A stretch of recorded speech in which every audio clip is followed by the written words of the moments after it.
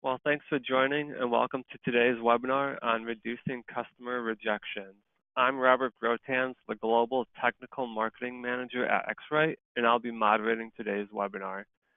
Once again, we have Tim Mao presenting, our Applications Engineering and Technical Support Manager. A few things to go over just before we get started. Due to the number of people attending today's webinar, we will keep everyone muted. During the webinar, if you have any questions, please use the questions function on the GoToWebinar panel. I'll be monitoring the questions, and at the end of the webinar, we'll have time for a short Q&A. Finally, this webinar will be recorded, and you'll receive a link so that you can review the webinar at your convenience. I'll kick it over to Tim to start things off. Thank you, Robert. Good morning, good afternoon, good evening, depending on where you are. Welcome to our webinar this morning. We're going to spend a bit of time here, maybe 20 minutes or so, going through some slides talking about this topic, reducing color rejections. Where did the color go wrong? And talk about what might be causing that, how we can address it, what can we do to stop it from happening. Obviously, none of us want to face any of that. And then, as Robert said, we'll have some time for questions at the end. So let's get started.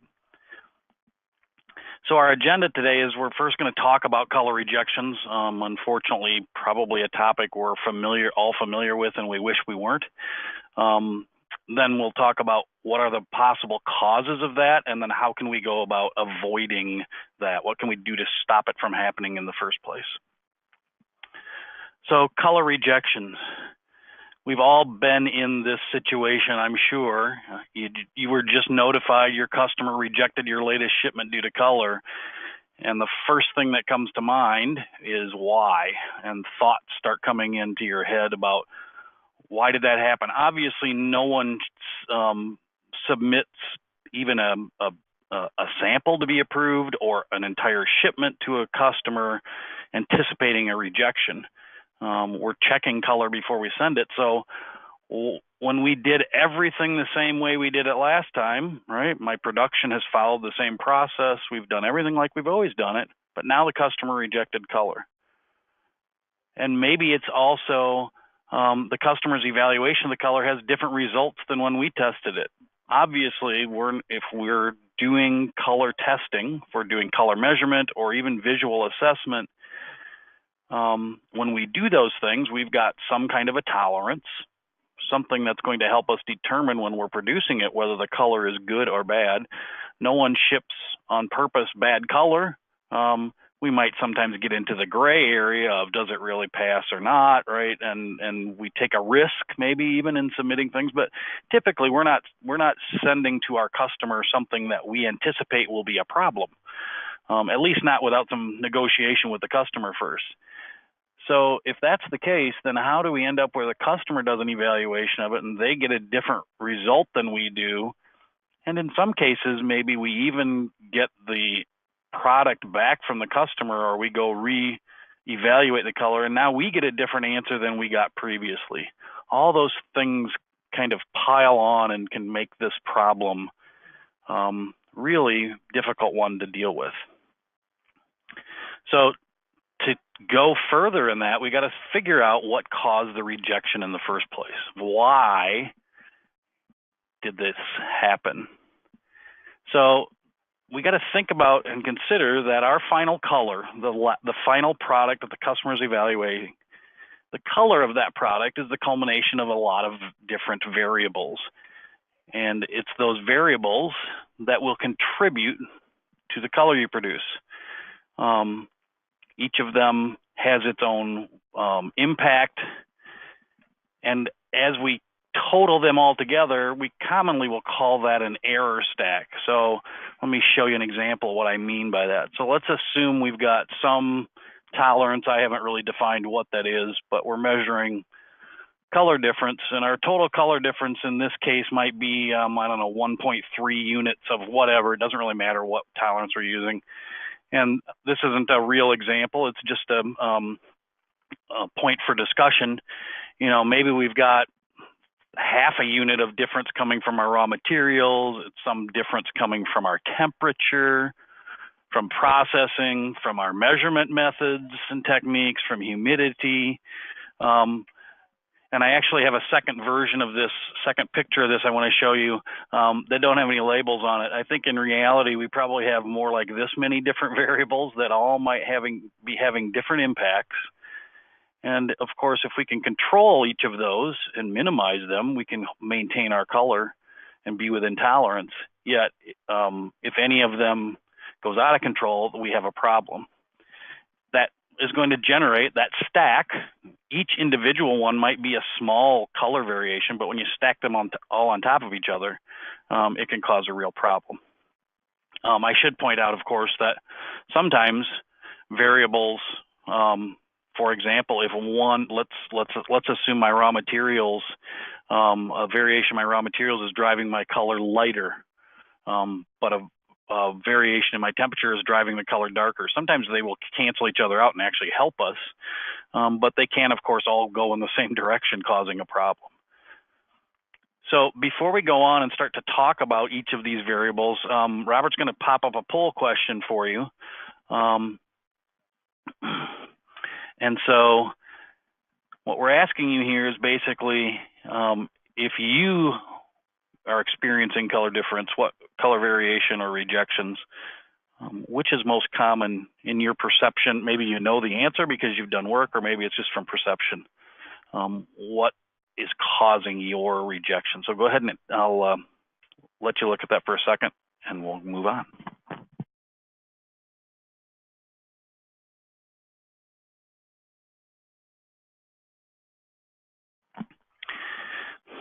All right.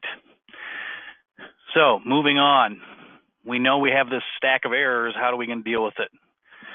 So I'm going to offer you today two maybe key ways to address this. The first is trying to avoid the rejection, what I'm calling before processing. In other words, things we can do before we even start producing the product to avoid rejection. And this is a fairly long list, but we'll go through them and talk about them individually. So there are some these are specific things that really apply to any situation. Doesn't really matter what it is you're producing, but all of these things will build your error stack and things that you want to look at. So the first is, seems pretty simple, ensure that the same standard is used by everyone. And typically we're really good about that at the beginning. The problem is that we need to make sure that we periodically validate that we are all still using the same standard. And that might be physical standards, right? If you and your customer both have a physical sample that you're comparing to as your standard, you want to periodically validate that they still are the same. Maybe one of you is storing it properly and the other has let it get exposed to the environment, causing its color to change. Or if we're using electronic standards where we have a single measurement that we've shared electronically, that works great. We're all shooting for the same target, but that doesn't mean that someone in one place or another, or maybe multiple places, has modified that standard. So it's good to do a periodic check, right? Where you're simply saying, hey, it can be as easy as give me the LAB values you have for the standard under this illuminant and observer, and you validate we're all shooting for the same target. We want to ensure that all the instruments being used are in good working order. That can be through what we call certification or recertification of the instrument, coming back to X-Rite service to do that. It can be through a product we have called Net Profiler, which is a set of tiles that you use, and on a monthly basis, you go and measure those tiles. The software talks to a database in the cloud that knows what the values are for your tile set, which is serialized, and then does a comparison, says your instrument is in or out, and in fact, if it's out, it can even mathematically adjust the performance of your instrument to bring it back in. This is ensuring that if I'm using an instrument and my customer is using an instrument, that they read color the same way. We want to document all of our measurement procedures, and this includes a lot of things. And as I go through this list, let me little side note here, in addition to, Robert mentioned this is being recorded and you'll get a copy of it. You can also on our website on demand get some previous webinars we've done that have addressed a number of these topics in more detail. So I encourage you to take a look at those. So the first one is document your measurement parameters. What instrument geometry are you going to use? Are you using a sphere instrument? Are you using a 45-0? Which illuminant and observer? Or if you're doing visual evaluation, what light source are you using to do the evaluation? On an instrument, what aperture size are you using? What color space are you going to use? Are you using LAB or LCH? What tolerance are you using?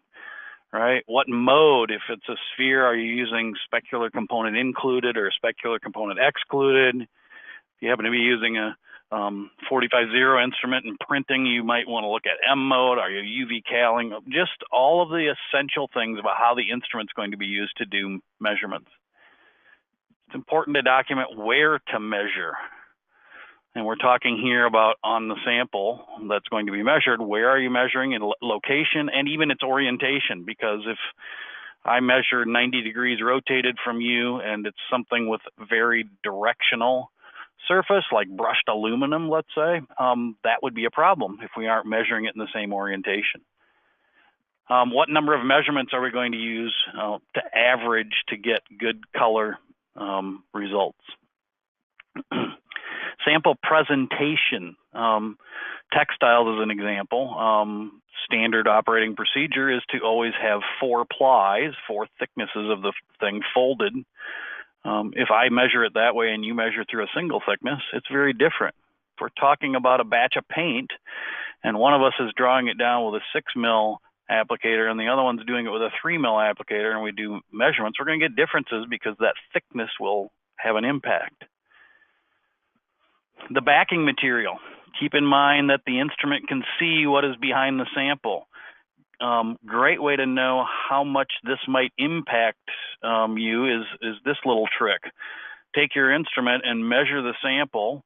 If it's a handheld, I usually turn the instrument upside down and press it so I can actually see the light and see if it passes through my sample. With a benchtop, you just hold the arm down so that it's not backing the sample, click to take a measurement, see if you see light coming through the sample. If you do, and in many cases it does, the light that's passing through is of course going to interact with whatever is behind your sample. And so if I measure with white backer and you measure with black, we will get different results. The environment, and I'm talking about not so much how the environment affects the instrument. It does, but our instruments also adjust and control, adjust for that. In fact, with a handheld instrument, since you can move them around, if you go from calibrating it in an office that's 72 degrees and then you go out into production and it's 90 and you start using it, when the instrument starts to reach a tolerance of how much temperature difference it sees, it'll force you to recalibrate. But I'm more talking here in environment about how these things, temperature, humidity, and dust, affect the sample. This one tends to be a big issue in plastics. Excuse me. And part of the reason for that is that we always want to check color as quickly as we can to make sure what we're producing is good, and if it's not good, we stop our production. But if I grab a piece of plastic that's just been molded and test it, and it's 95 degrees Fahrenheit, it's not going to burn my hand or anything. It's feel warm, but I could measure that. The problem is that color will physically change when that plastic is 72 versus 95. And so if I measure at 95 and get good color, it's possible when I ship it to the customer, he gets it and it's now room temperature or maybe even cooler because of it shipping in the winter time or something. If he measures it in a different, significantly different temperature, the color is physically different. So we've got to consider that. And kind of related to that, I call it sample age, but what I'm really talking about is things that change over time because they aren't actually completely dry when we measure them. In ink, you face something like that all the time called dry back, but I've talked recently with a customer of ours who's measuring cement. Well, they want to measure it quickly, but cement doesn't stop changing color for about 8 days. So you can't wait 8 days to determine whether or not what you're producing is good or not, but it's something you got to be aware of. Do some testing. Paint doesn't always dry, it might be dry to the touch. That doesn't mean it's completely dry and its color is done changing. So we've got to consider all of those things because otherwise I measure it when it's relatively fresh, if you will, and then it completes its drying or color shifting. By the time it gets to the customer, it's now a different color. And the last one in this section before processing is probably this documenting all of your procedures, making sure everybody is doing it the same way is really important.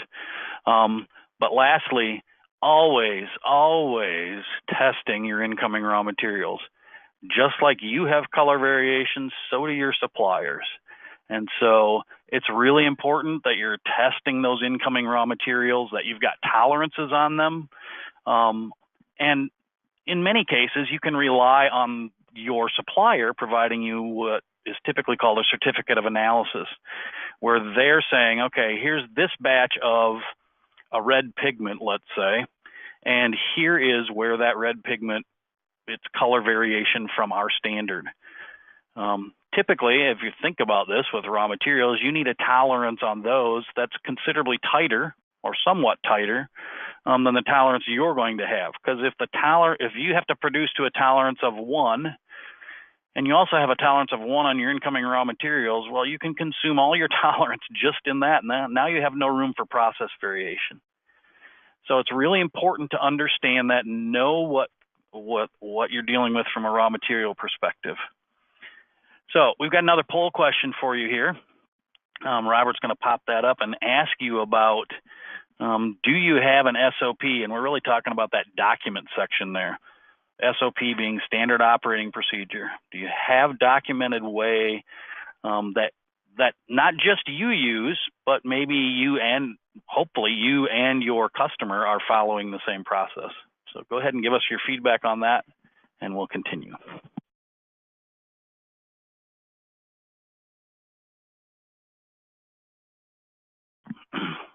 All right, thank you for responding, and let's move on. So these are the things, there's more of course, but these are really the key things to focus on, things you can do, put in place before you even start producing anything to help minimize that error stack.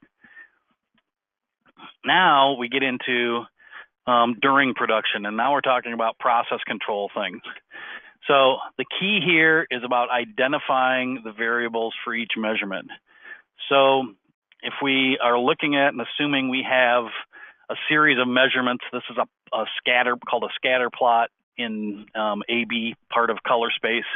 I've got dots, some of them are black, those are the ones that pass, some of them are pinkish in color, those are the ones that failed.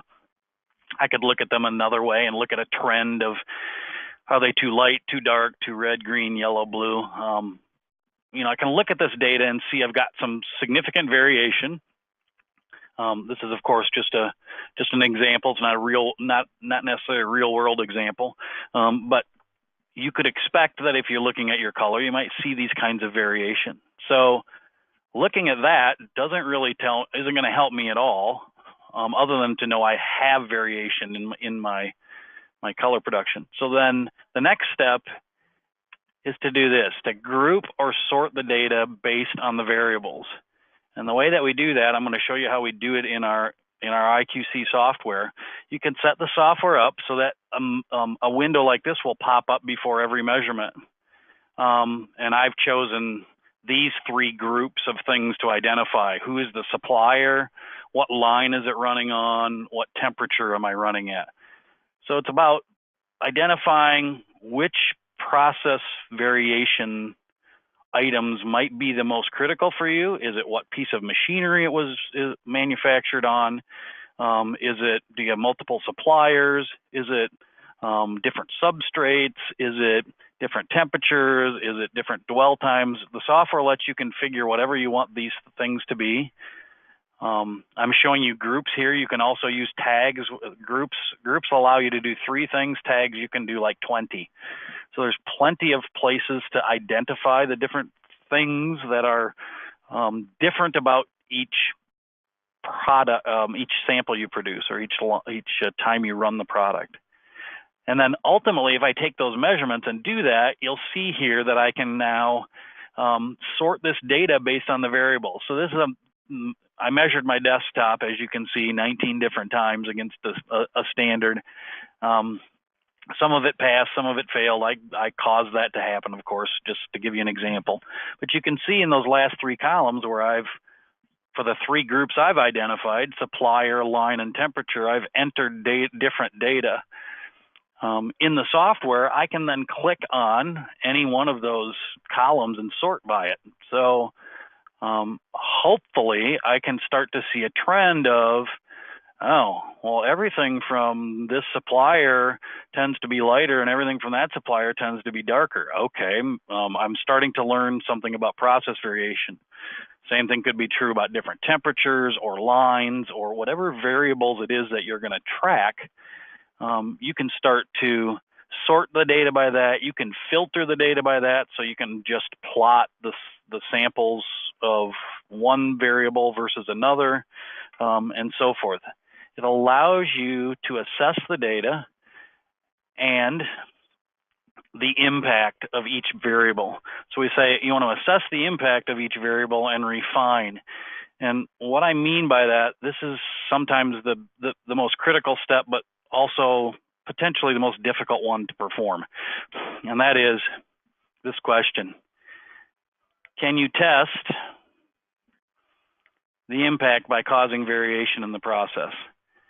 And so what we mean by that is I may realize, I'll use temperature as an example, that running the product at different temperatures, if I'm in a plastic molding machine, I have control of temperature and dwell time, right? How long do I go a higher temperature with a shorter dwell time, a longer dwell time with a lower temperature? Can I produce a set of samples, right, the same material, and run it with a variety of different settings? Then I can measure it to start to understand, oh, a temperature change, an increase in temperature causes this color to go this direction, or a decrease in dwell time causes this color to go in that direction. That's starting to understand your process variation, obviously. And then if I know that, then I can, as I'm dealing with process, as I'm looking at a trend, for example, of the product I'm producing, if the color starts to shift in a direction that I've already defined happens when temperature goes up, I can go check things to see, hey, it's drifting like when the temperature increases. Let's go validate and make sure that we don't have a temperature increase that's out of control. That's maybe oversimplified, but that's kind of the process. So we do have one more poll question for you here. And it's kind of generic about, are you currently labeling, and by labeling we mean identifying some of these parameters about how that product was produced? So go ahead and give us your feedback on that if you would, please.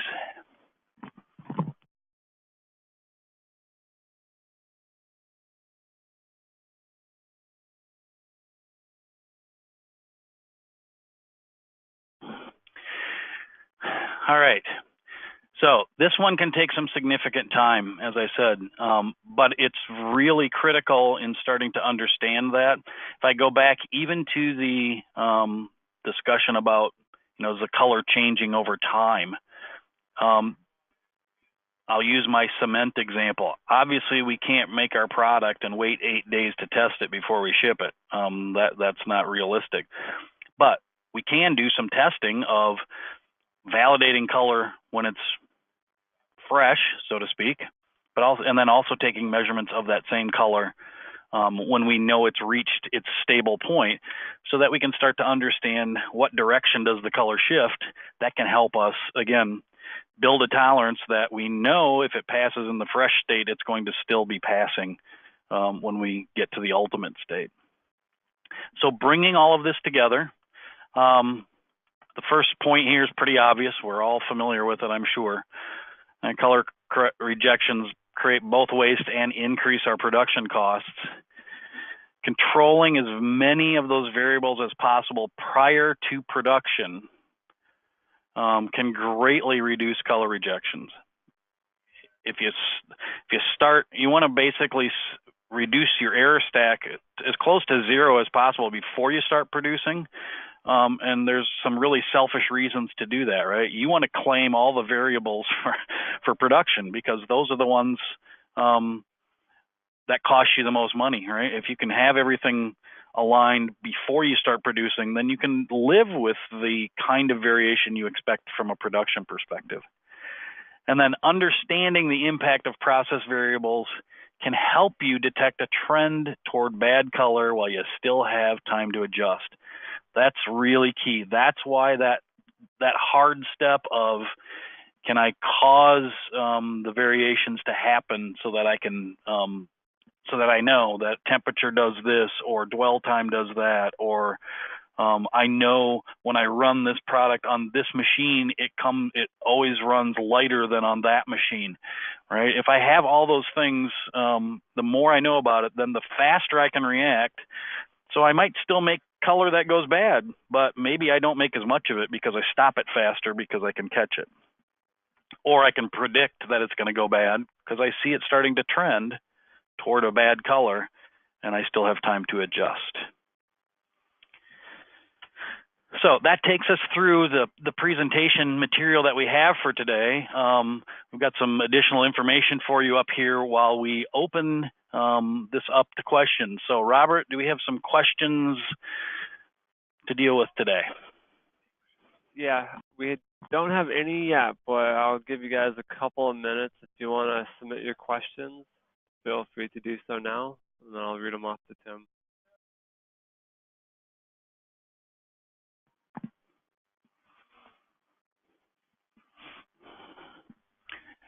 So while we're waiting for that, I'll reiterate, earlier I mentioned we have other webinars we've done in the past. We'll do more as well.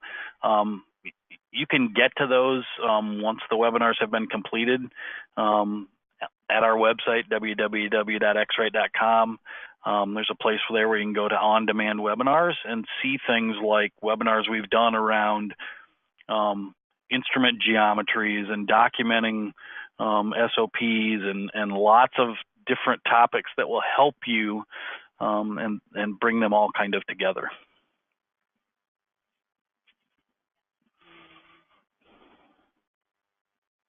In December, we'll also be doing a webinar on tolerancing and more in depth.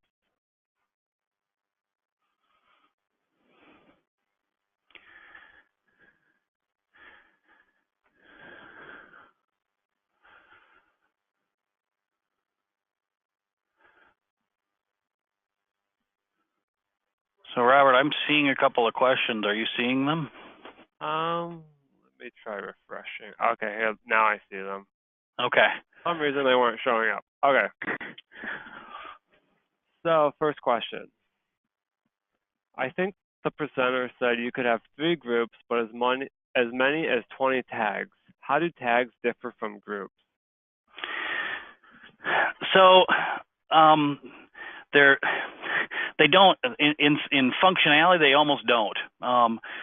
You can, just like I had the tags showing up in my view of the color data, or I'm sorry, I had my groups showing up there. You can do tags as well.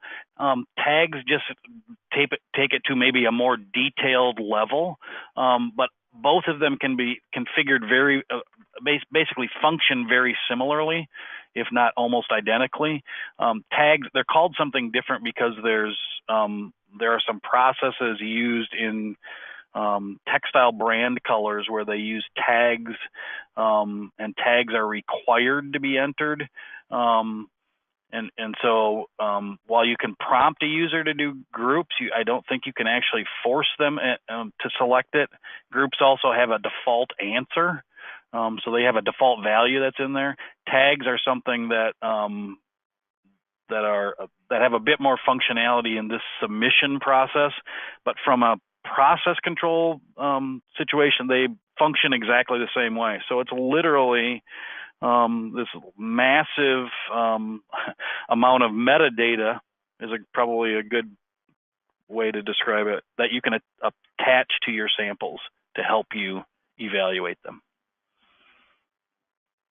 Someone is asking why color might change during printing process after 2 to 3 hours of processing. Okay, so there's a number of things that can happen. So I'm assuming we're talking about 2 to 3 hours that we're printing for 2 to 3 hours, and why is the color different at the end than it is at the beginning? There's a number of, assuming that's the question, there's a number of things that can happen there.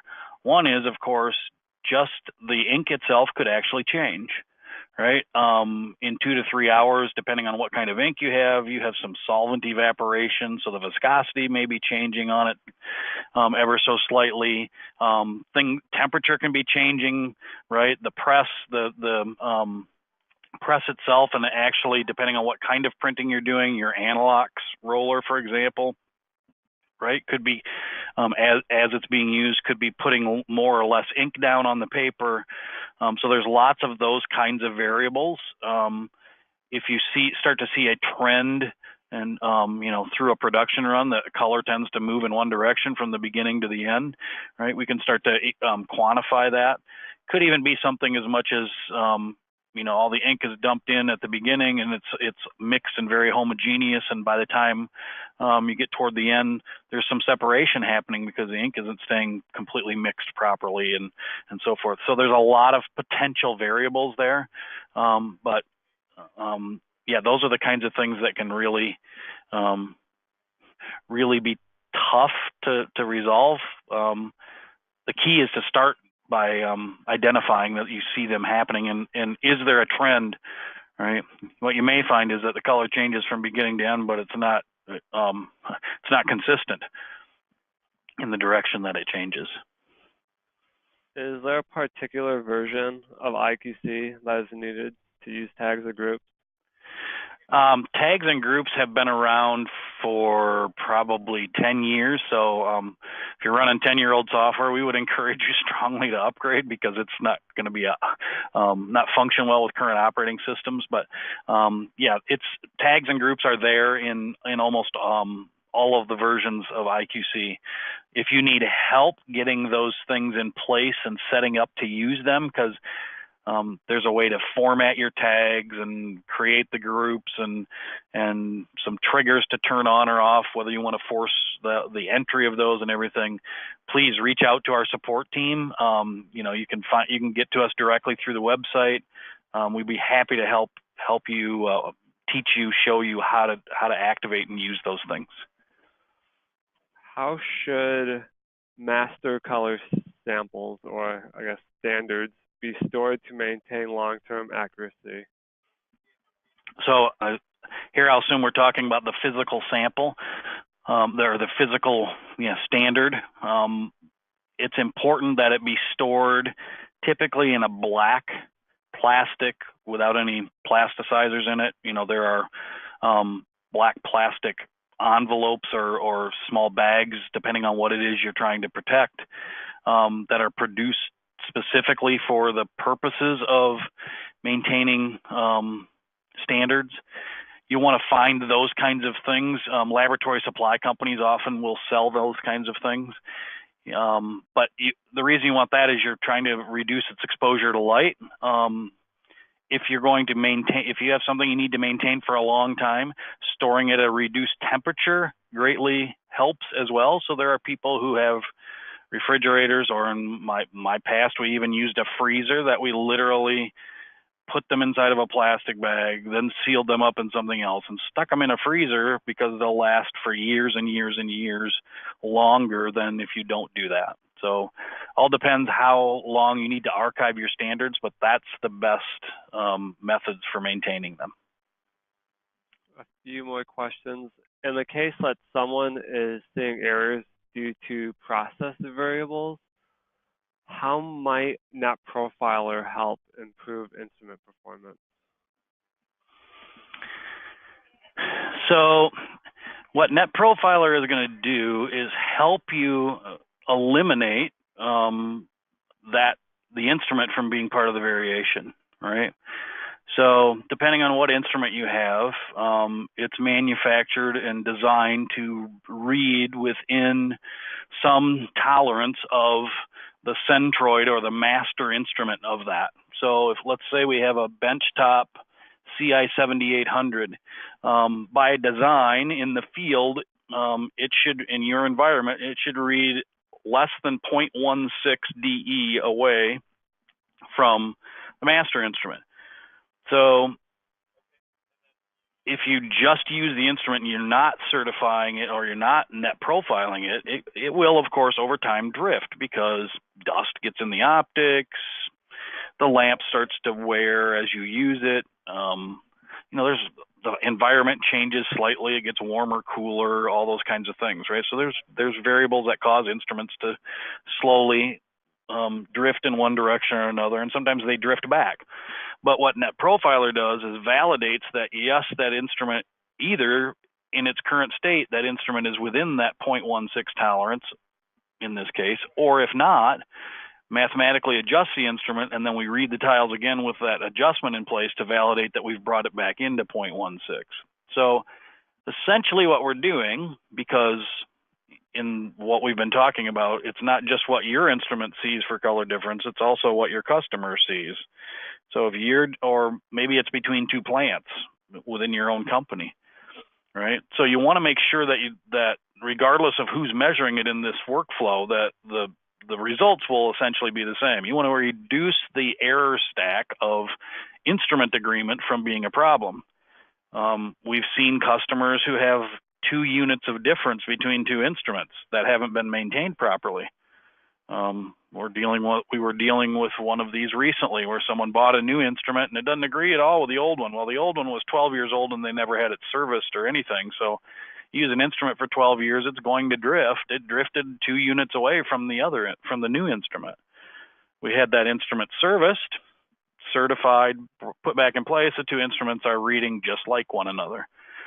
So it's really about removing the variables, right? And knowing that you can rely on the results of the instrument and that is not an issue that is part of your error stack, or it's as minimal a part of the error stack as possible. Last question. Over what period of time does color in plastic start to fade? I suppose that's going to depend on how you store your samples. It's going to depend on a lot of things. The opacity of it has something to do with it. The total amount of pigment in it has something to do with it. What kind of pigments are in it? Because different pigments have different light fastness characteristics. Different resins have different light fastness characteristics. There are additives that are put into plastics to increase their light fastness, things that will absorb UV, for example, because UV or will stop UV absorption, I should say, because absorption of UV causes things to fade faster or slower, right? So yeah, that's a really difficult question to answer. It's one of those things that really goes back to the chemistry of the plastic that you have, involving everything from the resin to the colorant material, the pigments or the dyes or whatever that are in it. And quite often what you find is the lower price you pay for the coloring material, the lower the light fastness tends to be, right? The high price pigments last a long time. They're designed to do so. The lower price pigments maybe don't last as long a time. Now, that's not always true. It has something to do with whether it's an organic pigment or an inorganic pigment and all of those kinds of things. But mostly, light fastness is a function of the chemistry, of the total chemistry of the material. And this is true whether it's plastics, paints, coatings, ink, any of those things. Perfect. That was the last question, so that's going to mark the end of this webinar. Thanks everyone for joining. Again, you'll receive a link to this recording. Thanks again and have a great day. Thank you all.